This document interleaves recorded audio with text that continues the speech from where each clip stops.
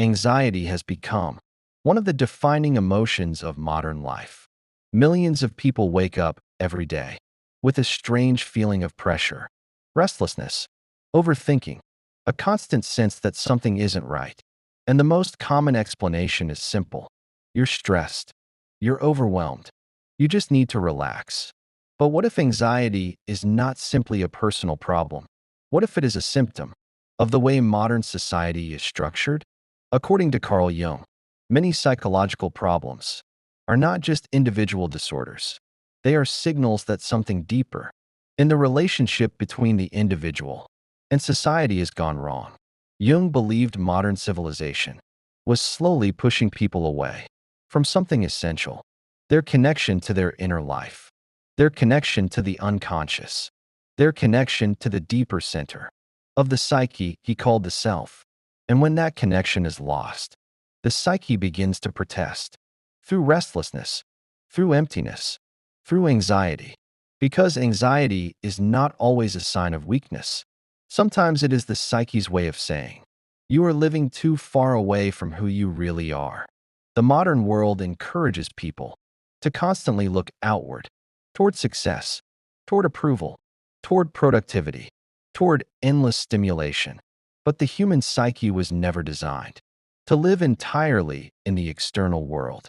It requires something else: silence, reflection, meaning, contact with the unconscious. Without that balance, the psyche becomes unstable. The result is something Jung predicted nearly a century ago: a society that appears advanced on the surface, yet is quietly filled with anxious individuals, searching for something they cannot name. Because the deeper problem is not stress, it is disconnection from the self. And the more society pulls people away from their inner world, the louder the psyche begins to protest. Through anxiety. Anxiety feels personal, but its roots are often collective. Modern society moves fast, too fast for the human psyche. Constant noise, constant information, constant comparison. The mind never rests. The soul never breathes. According to Carl Jung, the human psyche needs balance, outer life and inner life. But modern culture ignores the inner world. It worships productivity. It rewards busyness. It celebrates endless achievement. Always doing, always chasing, always proving, but rarely reflecting, rarely listening inward. People learn how to perform, but not how to understand themselves. So the persona grows stronger. The mask you show the world. Successful, confident, in control.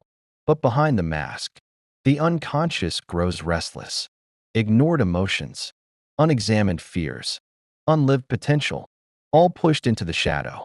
And the shadow does not disappear. It accumulates, quietly, patiently, waiting to be seen. But modern society gives you no time for that. No silence, no solitude, no inner dialogue, only distraction, endless stimulation, phones, news, social media, notifications. The mind is constantly occupied, but the psyche is starving. Because the psyche needs meaning, not just activity. It needs depth, not just stimulation. Jung warned about this long ago. He believed modern people were becoming strangers to their own inner world, cut off from the unconscious, cut off from their instincts, cut off from their deeper self. And when this disconnection grows, anxiety begins to appear, not as an enemy, but as a signal that something inside you is being ignored, something essential, something human. Because the psyche cannot live only in the external world. It needs contact with the inner world, dreams, reflection, silence, meaning. Without these things, the individual becomes fragmented, pulled in many directions, trying to satisfy society, trying to satisfy expectations, trying to maintain the persona, but never truly feeling at peace. This is the quiet crisis of modern life. People are surrounded by opportunities, yet feel empty, surrounded by technology, yet feel restless, connected to everyone, yet disconnected from themselves. And the more society pushes outward, the louder the psyche begins to protest, through tension, through unease, through anxiety. not because something is wrong with you, but because something deeper in your life may be asking for attention. One of the greatest pressures modern society places on the individual is the demand to conform, not always openly, not always forcefully, but subtly, quietly, through expectations, through social rewards, through the invisible rules that determine what is considered acceptable. From an early age, people learn something important about survival in society. Blend in, do what is expected, follow the path that others recognize as successful, choose the respectable career, adopt the acceptable opinions, pursue the goals that society celebrates, and avoid anything that might make you appear strange, different, or difficult to categorize. At first, this process seems harmless. After all, every society requires some level of cooperation. But according to Carl Jung, the psychological cost of excessive conformity can be profound because the more a person adapts themselves to society, the more they risk losing contact with something essential, their individuality. Jung believed every human being carries within them a unique psychological pattern, a particular configuration of talents, instincts, desires, and potentials.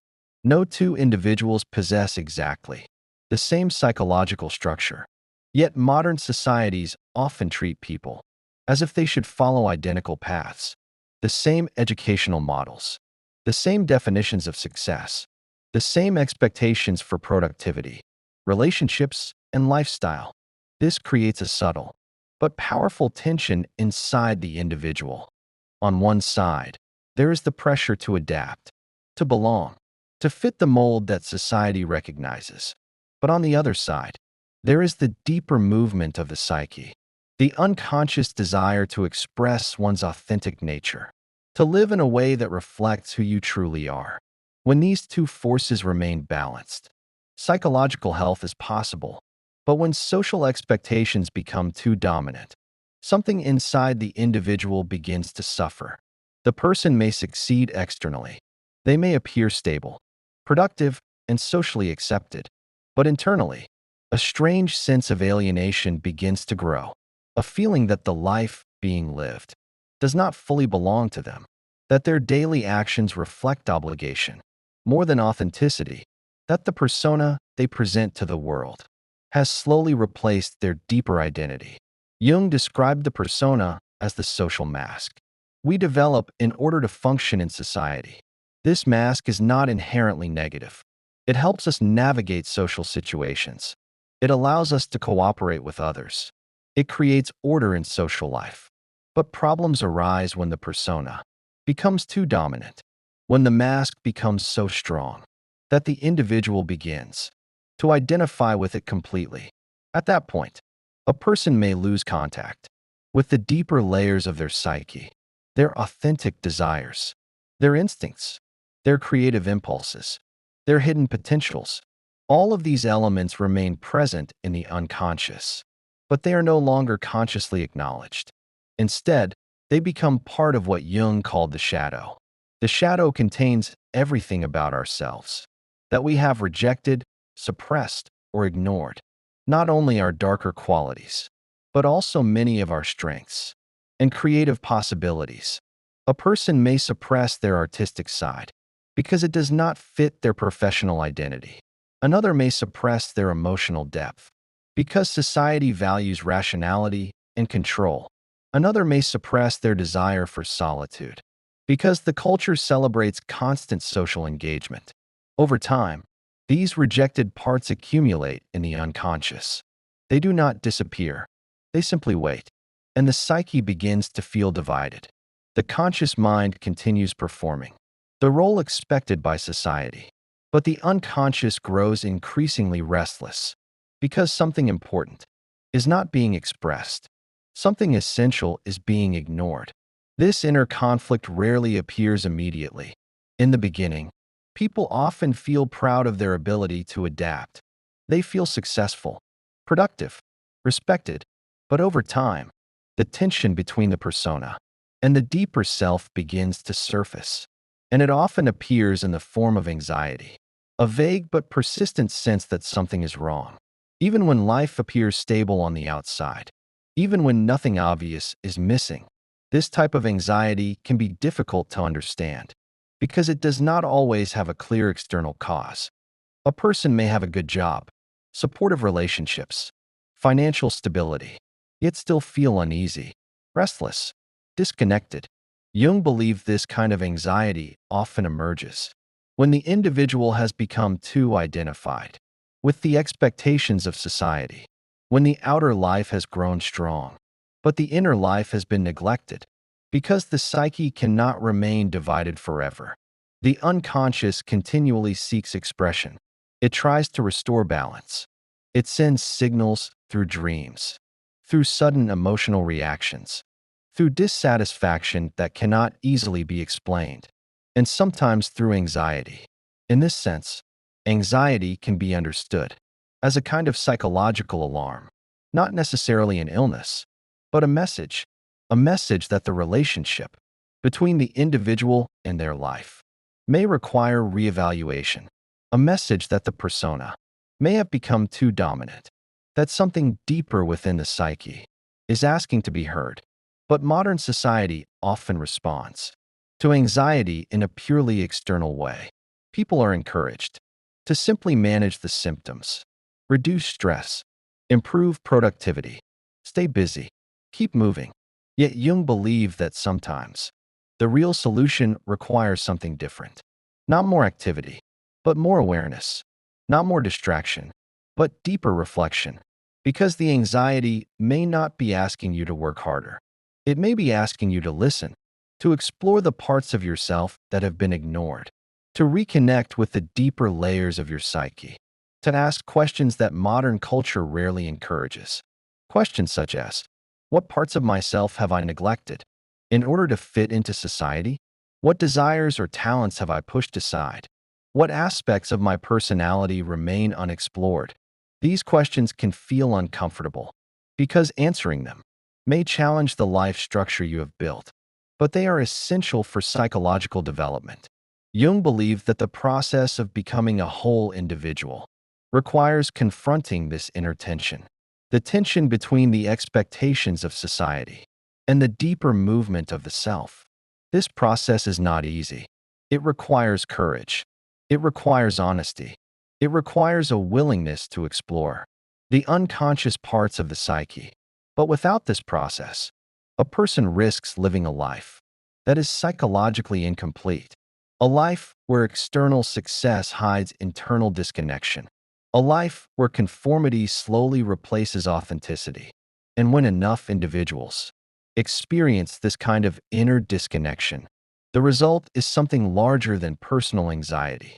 It becomes a collective condition, a society filled with individuals who appear functional on the surface, but who quietly feel restless, uncertain, and disconnected from themselves. And this is precisely the phenomenon Jung warned about: a modern world that advances technologically and socially, while the psychological life of the individual becomes increasingly neglected. A world where people learn everything about the external environment, but very little about the depths of their own psyche. And in such a world, anxiety becomes almost inevitable, not because individuals are weak, but because the balance between the inner and outer worlds has been lost. The solution, Jung believed, is not to reject society completely, but to restore the connection between the individual and their inner life, to rediscover the parts of the psyche that modern culture has forgotten, to begin the deeper journey towards self-understanding, the journey Jung called individuation. And that journey begins with something simple: the courage to look inward. Modern society teaches you to look outward, always outward. Your value is measured externally. Your success is measured externally. Your identity is measured externally. Grades, money, status, followers, recognition, approval from the outside. But the human psyche was never designed to live only in the external world. According to Carl Jung, the psyche has two directions. One faces the world, the other faces inward. Modern culture develops the first, but neglects the second. You learn how to compete, but not how to reflect. You learn how to perform, but not how to understand yourself. You learn how to succeed, but not how to integrate your inner world. And slowly something strange happens. Your outer life grows stronger, but your inner life grows weaker. The mask becomes clearer, but the self becomes blurred. Jung called this mask the persona, the identity you present to the world, the socially acceptable version of yourself, the professional version, the confident version, the stable version, the successful version, the version that fits expectations. At first, the persona is useful. It helps you function in society. It helps you cooperate. It helps you belong. But the danger appears when the persona becomes your entire identity, when the mask replaces the person, when the role replaces the self, when the performance replaces authenticity. At that moment, a silent conflict begins. Because beneath the persona, the unconscious continues to exist. The instincts remain. The emotions remain. The unlived parts of your personality remain. The creative impulses remain. The fears remain. The desires remain. Everything you pushed aside still exists. But now it lives in the shadow. The shadow is not evil. It is simply everything you rejected. Everything that did not fit the identity you created. Everything society told you is unacceptable. Your anger, your vulnerability, your creativity, your curiosity, your rebellion, your individuality. All of it pushed into darkness. But the shadow does not disappear. It accumulates, quietly, slowly, waiting for recognition. And when the shadow becomes too large, the psyche begins to react. Sometimes through restlessness, sometimes through irritability, sometimes through unexplained sadness, and often through anxiety. Because anxiety appears when something inside you is divided, when the life you are living and the person you truly are begin to drift apart. This is the hidden tension many people feel today. They are living successful lives, but not authentic lives.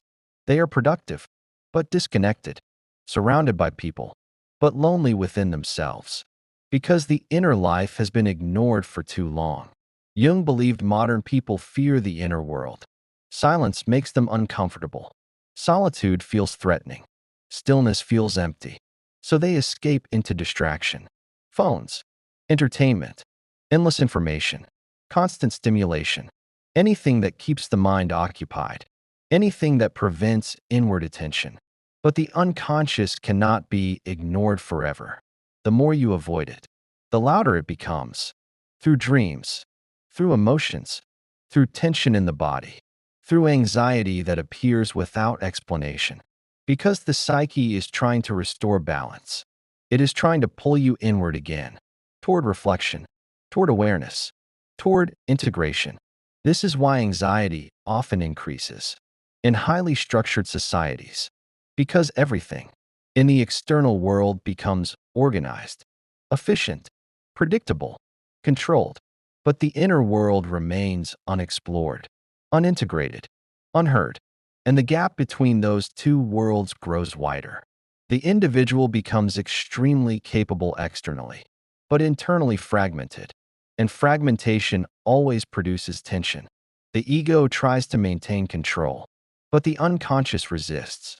The ego wants order, but the shadow demands recognition. The ego wants stability, but the deeper psyche demands transformation.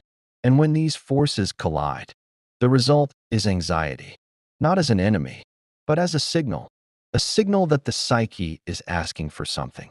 Attention, understanding, integration. Because the goal of psychological life is not perfection, it is wholeness. Wholeness means accepting the complexity of your psyche, the light and the dark, the strength and the vulnerability, the persona and the shadow, the ego and the deeper self. This process is what Jung called individuation, the gradual integration of all parts of the psyche, the movement toward becoming a whole human being, not just a socially functional one, but an authentic one.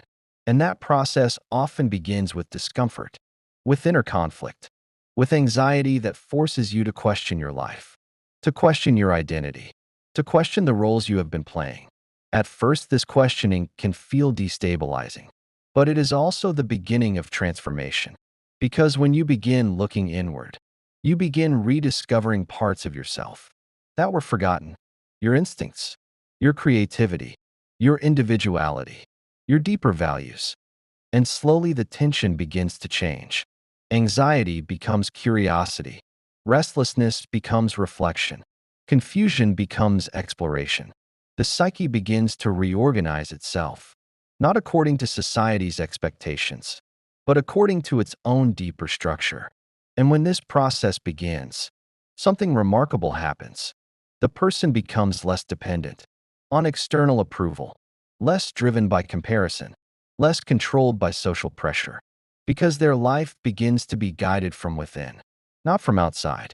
This is the freedom Jung believed modern people must rediscover: the freedom of psychological self-knowledge, the freedom of inner awareness, the freedom of living a life that is not merely socially successful, but psychologically whole.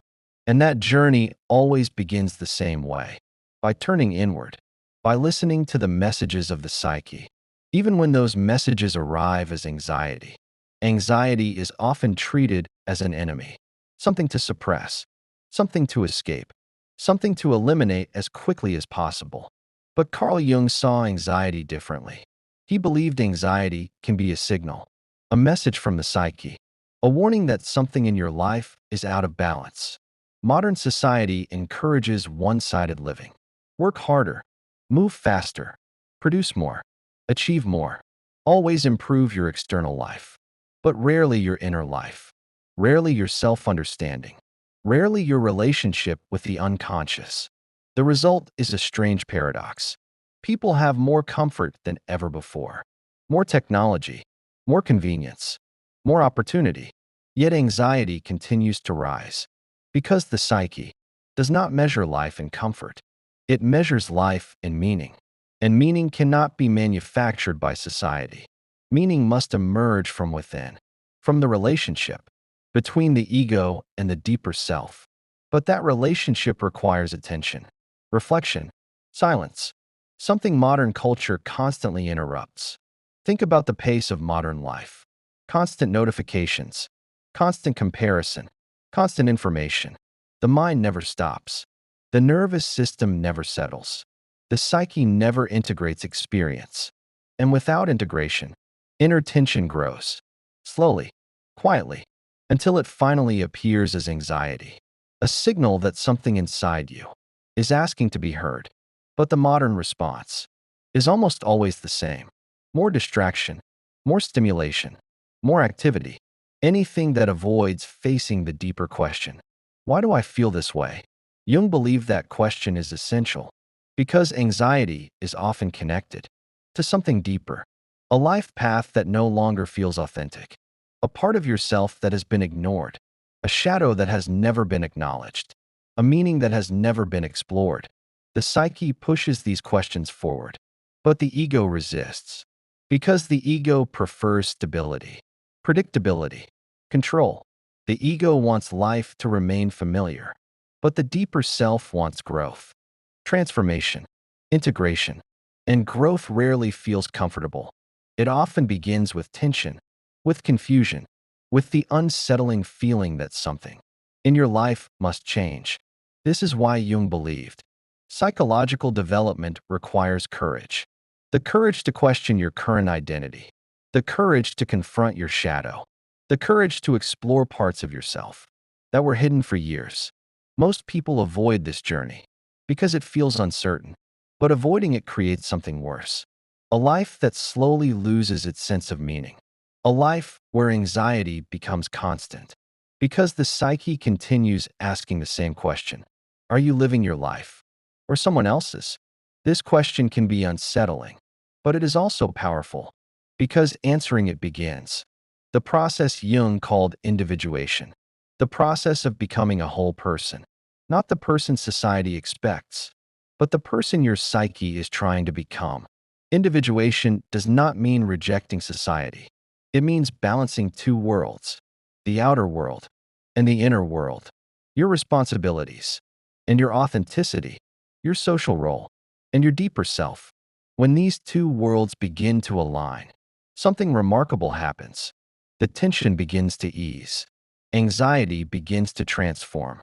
Not because life becomes easy, but because life begins to feel meaningful. Effort gains purpose. Challenges gain direction. Struggles become part of growth. You are no longer drifting through expectations. You are walking a path that reflects who you truly are. And that alignment creates a different kind of stability, not the fragile stability of external approval, but the deeper stability of inner coherence. The feeling that your life makes sense from within, that your actions reflect your deeper nature, that your path belongs to you. This is the psychological freedom Jung believed modern people must rediscover. Not freedom from responsibility, but freedom from unconscious living. Freedom from blindly following social patterns. Freedom from becoming a stranger to your own psyche.